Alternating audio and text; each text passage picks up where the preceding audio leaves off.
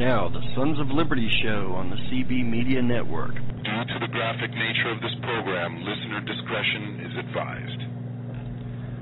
We've been fighting a long time, and we have all lost so very much, so many loved ones gone. But you are not alone. There are pockets of resistance all around the planet. We are at the brink.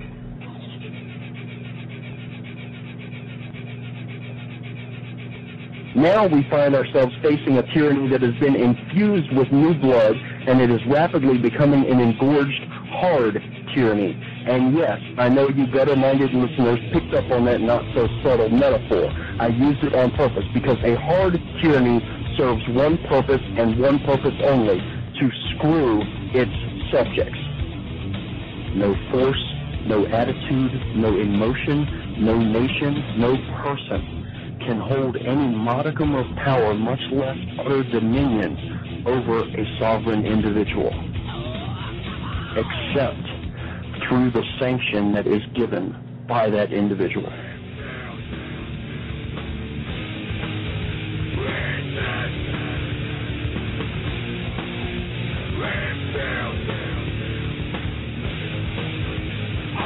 But for me, leading a worldwide depression.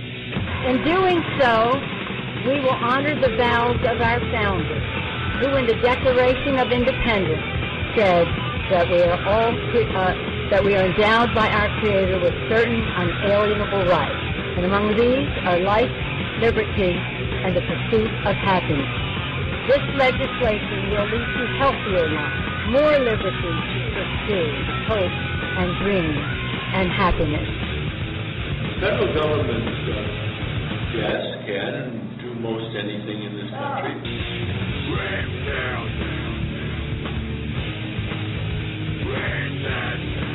Just who the hell do you think you people are? There's your dichotomy, folks. Do you want to be treated like children, or do you want to be treated like adults with brains of your own who can make your own decisions? That's the bottom line between new progressivism, which is really old communism, or conservatism, which is what started this great nation. Which hand are you going to choose? If you're listening to this, you are the resistance.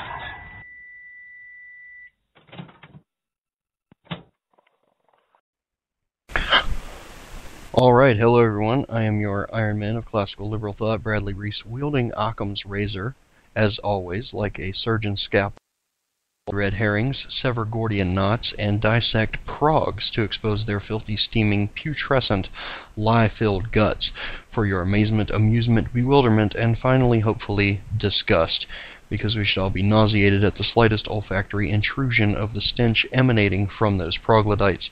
During the course of the week prior, I have been dutifully stoking the fires of truth so as to reach optimal temperature to fry straw men to a crisp and melt down boilerplate to its bare essence, which is usually as dark as the pits of hell itself. So welcome to the Sons of Liberty show, where the dissemination of information takes a back seat to nothing save the occasional foray into snark. And I am, of course, broadcasting live tonight from the semi-palatial satellite studios of conservative broadcast media here in the great Commonwealth of Virginia, where our state motto is Sic Semper Tyrannis, which means thus always to tyrants. And if you've ever seen the insignia on the flag of the Commonwealth of Virginia, you will know what thus is, and you will further understand why tyrants generally don't survive it. And, of course, the usual and customary disclaimer here on the Sons of Liberty show: the views expressed by the host on this program are not insensitive, they are rather logical. If you perceive them to be insensitive, it merely points out your own hypersensitivity, so go to hell instead of trying to turn this world into it. Thank you very much. Now, this is the Sons of Liberty quick hit for December 8th, because I'm only going to be on the air for an hour, and during that time I have to play 3 ad blocks. So there will be quick hits bookending the ad blocks in the show tonight. So I hope you are going to be of a mindset to listen fast, because you're going to have to. Not going to be here long, have to work early in the morning, and getting up at 4:30 is not conducive for broadcasting until midnight, let me tell you. So I had to work all day today as well, and that that tends to make me a bit tired. But you're not going to have a tired show here. There is quite a bit going on. Of course, the big topic of the week has been the Boehner Purge, as it were. There's a lot of people that are quite upset, and rightly so, about the happenings on various committees in the House of Representatives, and the fact that several people have been kept off of and or booted from different committees. But I'm not going to, well, I'm going to get into that a little bit, but that's not the key issue here, folks. You know, I saw something on Twitter earlier today, and actually let me pull that up while I'm thinking about it, because it was just complete and utter nonsense. Let's see, somebody talking about the what was it? Now I have to find it again. Somebody was talking about the grown-up wing of the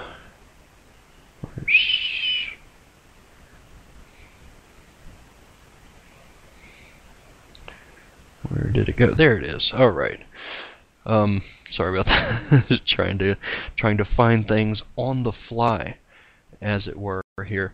But nonetheless, you know, for those of you that are just tuning in, haven't heard this show before, I apologize for being scattered there. I should have pulled that link up before I went on the air, but nonetheless, for the last 6 months I've been writing at thetrenches.us, and on my own blog as well, and on Twitter. But you know, my blog you can find Son of Liberty 2K10, the number 2, the letter K, and the numbers 10, because it's a 1 and a 0. That's 2 digits, so that's why I said numbers. Anywho, Son of Liberty 2K10.wordpress.com, and also on Twitter at Bradley S. Reese, R-E-E-S, 2 E's in the middle, none on the end. Make sure you get that right. Otherwise, you will find somebody completely different that will have no clue what you're at replying them about. Nonetheless, you can find me there and on Facebook under the same handle. So, getting all that out of the way, for the last 6 months at the Trenches, and for many years before that elsewhere, I have been sounding the alarm about those in the ranks of the GOP whose main intent is to steer it away from its creed. The Republican creed, I will read a little bit later on in the show, is actually a lot more in line with the founders than our current GOP. Now, their reasons for wanting to steer the GOP away from the creed of the Republican Party and away from the founding, the first principles of our country. Their reasons have been exposed and demonstrated numerous times, and I'll cover them again a little bit later. But first, I hasten to note that I make no claim to being alone in pointing out and attempting to turn back this infiltration. There are many voices, in fact, which I proudly join in this cause, and we all stand on the shoulders of numerous champions of liberty before us. For those of you that listened to the Sons of Liberty show back when we were on the other network that shall not be named under CB Media Network, I read a bit from a piece by Ayn Rand back in 1941, before Pearl Harbor. This was early 1941, called To All Innocent Fifth Columnists, and she was calling out those in the quote-unquote conservative wing that were unwittingly or perhaps uncaringly allowing the progressives to have their way with this country and our culture. So I definitely stand on the shoulders of Ayn Rand, at least in the context of that essay. Nonetheless, if you haven't heard that before, you can find it easily online. Ayn Rand, To All the Innocent Fifth Columnists, It was January or February 1941. You should be able to find it fairly easily. Anyway, let me generalize the arc of the movement of these progressives in the GOP. While it began as a small insurgency just after the Civil War, the ranks of the grand old progressives, and I use the lowercase p in this instance, slowly and steadily grew from a scoffed-at minority faction to an influential agitator class, morphing finally into our present Beltway establishment.